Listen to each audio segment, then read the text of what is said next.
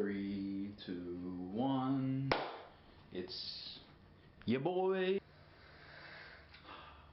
My name is Cumulonimbus. I'm just kidding. It's Garrett Chapman, and you should know that.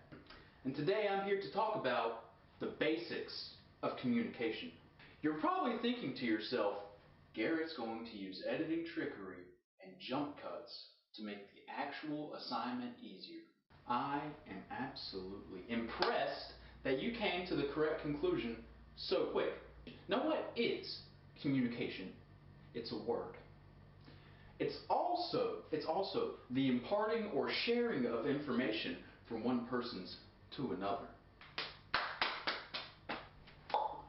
Now, in our society, and in every society, in every culture across the world, there are things called social norms. Now, the thing about social norms is nobody really knows what they are, in a way. The only way you could know a social norm is if you are from a specific place and you've been in that specific place your entire life. A good example that a lot of people from the South could understand is the use of the terms, yes sir, nah sir. There are sort of universal social norms, such as personal space. For guys, this is a big one. When you go into the bathroom, okay, and there are more than 2 urinals, you don't take the urinal that's next to somebody that's already using it. As in America, when you meet somebody, you might shake their hand. In Japan, you bow to them. Thank you.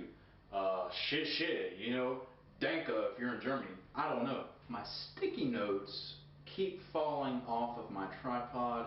My neighbor is mowing. My neighbor mows every day. I'm not kidding. This guy mows his yard every day.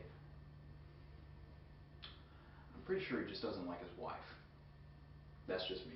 That's just me. So of course, social norms extend all throughout society, even for public speakers. If someone shows up wearing their shirt backwards, there's going to be some confusion in the room. If someone shows up with no shirt, there's going to be even more confusion in the room. It's a norm for a public speaker to use a proper tone of voice. Per se, not yelling, but not whispering. They should just go up there and talk like they would to anyone else. Now, this is where we can get into, I think I'll cut to the communication apprehension clip I had earlier. Communication apprehension. Now, if my editing is as good as it used to be, I'll be able to put the words right about here. As according to Preston Nee of the Psychology Journal, the most feared thing in America is public speaking, and I mean more than death. Communication apprehension is the fear or disability to communicate with someone or many people at once due to several factors, psychological factors and physiological factors that play into communication apprehension. One of the effects of communication apprehension could be sweating. It could be talking very fast. It could be talking very loud. It could be talking very quietly. There are many things that happen to someone with communication apprehension. For example, their mind might just go blank. Their mind might fill up. Their stomach might seize. Actually, it's a fact that when someone with communication apprehension goes to publicly speak, I mean, I guess that works. Speak publicly?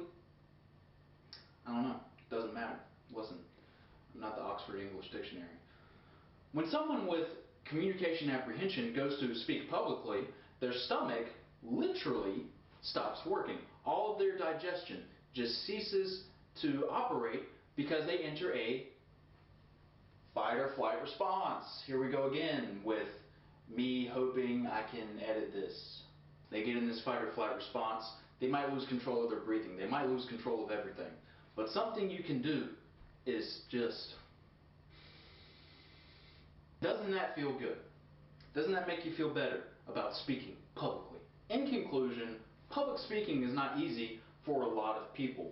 Of course, there are many ways to overcome it. And I think public speaking is a great mass communication tool. I think it's something everyone should be good at, and I think it's something everyone should practice. Communication can solve almost every problem in the world if people just took the time to talk to each other and come together. Come together. Do you know you're supposed to peel a banana from like the bottom? I don't know why. I mean, well, that's how monkeys do it. I've just been doing it for so long, I'm just used to it. But yeah, I think you peel it from the bottom, and it's supposed to like make less of these stringy thingies. I'm not sure. I can only eat like one banana. If I eat more than one, dude, my stomach starts to hurt. Alright. Well, I think I'm done. I'm not quite sure. I'm probably going to sit down to edit this and be like, wow, I completely forgot something, or wow, that's garbage, and then I'm going to have to do this again, which would suck because this lighting is only temporary. I'm just using the windows.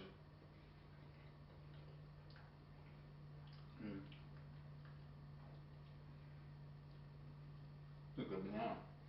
This is a really good banana. It's not like, it's just ripe enough. Isn't that the best thing ever? When you eat that banana that's just ripe. I tell you what, I love it. I